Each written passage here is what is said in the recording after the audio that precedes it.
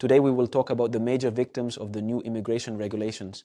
People who, starting from May 20th, 2025, will no longer be able to apply for their permits, will not be able to do so from Spain, or simply will not be able to do so at all when previously they could.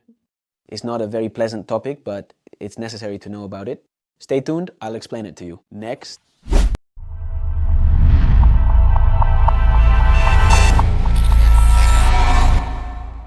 A first group of victims that we have tried to communicate a lot about through our social media is that of the ascendance of people with Spanish nationality. Not only because the requirements are going to be more restrictive in the sense that the age will be increased, from which economic dependency is presumed, from 65 to 80 years old. This means that if you are an ascendant of a Spanish child and you are under 80 years old, you will have to prove that you are financially dependent on them and in need. Assistance material, most likely. Therefore, if you are over 65 years old, it becomes substantially more restrictive than applying now. Because now, if you are over 65 years old, economic dependency is presumed and you don't have to prove it. Additionally, there is also greater flexibility if you are under 65 in the sense that you are not required to prove it so, meticulously or thoroughly. Economic dependency, something we think will indeed happen with the new regulation starting May 20th. That's regarding the requirements. Also remember that regarding the place from which you can apply, there will be an important change. Because currently, if you are a relative of a Spanish citizen, you can apply for your residence and work authorization from Spain without any issue. But starting May 20th, you will no longer be able to make that application from Spain. It is true that there is a transitional provision that allows parents who were in Spain on November 19th, 2024 to apply for their authorization from Spain for 6 months after May 20th, 2025. However, once that time has passed, or if you were not in Spain on November 19th, being the parent of a Spanish citizen, you will not be able to apply for your residence and work authorization from Spain. There, we have a large group of the first affected individuals. Then we also have the cases of extended family members of people with Spanish nationality, that is the relatives, but not parents, children, partners, or spouses, rather the rest of the relatives who fall under the category of extended family. None of them will be able to submit their application from Spain, and they don't even have a transitional provision. As of today, they can indeed do it, and they will be able to do so until May 19th, 2025. But after that, they will no longer be able to. They will have to submit their application from outside Spain, necessarily through consular means. And a third group of affected individuals, I would say, are the most severely affected. These are the asylum seekers who are deprived of the possibility of using the time during which their asylum application was being processed to be able to request residency through Arraigo.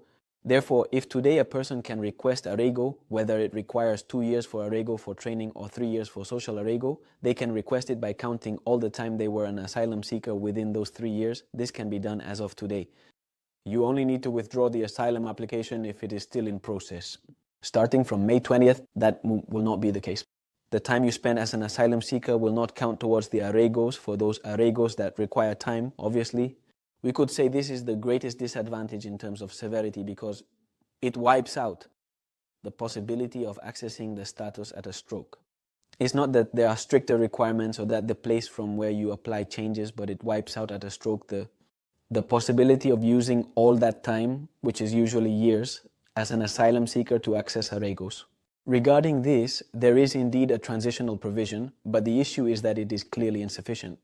It is the transitional provision which states that if by March 19th, 2025, just a few days from now, 2 or 3 days from the date this video is recorded, you already have your asylum denial resolution notified. Then in that case, only in those cases, all those who by March 19th, 2025 have already had their asylum denial resolution notified, you will be able to apply for the Arraigo as long as you have been in an irregular status for at least 6 months. This means that in many cases it is more worthwhile to withdraw. Now, assuming we are already on March 19th, 2025, a day later, in the vast majority of cases, it is more worthwhile if you do not have a denial resolution. Which means you will not be able to apply for Arraigo because you did not have the denial resolution notified by March 19th. If you are in that situation and by May 20, 2025, you will have been in Spain for at least 2 years, then it is much more worthwhile for you. Withdraw from asylum before May 20th, 2025 and apply for one of the current Arraigo options. That would be The best thing I would do in your case, obviously, assuming you don't have Spanish relatives or a partner who could allow you to access a authorization more easily. If you know of more people who are losing rights with the new immigration regulations, let us know in the comments. If you have any specific questions, we also try to answer everyone. Or if you directly want us to chart the best path towards your legal residency or nationality, for us to evaluate your personal situation so you don't get tangled up consulting things here and there, but rather let us, as experts who handle dozens of cases daily, evaluate your personal situation and chart the best path towards your legal residency or nationality. Well, in the pinned comment, you have a link. There you can directly schedule your consultation or contact us and we will schedule it. Is this consultation with me or with a member of my team? And most of them are free, so take advantage. Lastly, let me tell you about our satisfaction guarantee, according to which if you do not obtain your residency authorization, if you do not obtain your nationality, you do not pay us. Not a cent. It applies under terms and conditions that I or another member of my team will explain to you on the day of your consultation, but generally it works like this. Sorry for my voice. It's still affected, but we don't miss the commitment to publish a daily YouTube video. 1,000 thanks for your like, 1,000 thanks for your comment, and we hope that this sacrifice of straining my voice is at least worthy of a subscription. Subscribe, please, if you haven't subscribed yet, so you stay informed about immigration and nationality, because we publish videos daily and try to provide the information as generously as possible.